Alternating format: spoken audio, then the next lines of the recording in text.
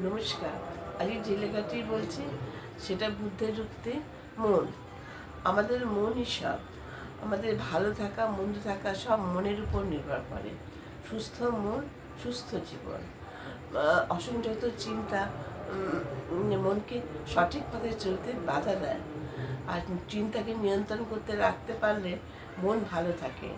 তাছাড়া ভালো বই, ভালো গান, ভালো সিনেমা মনকে ভালো সঠিক পথে নিয়ে যায়।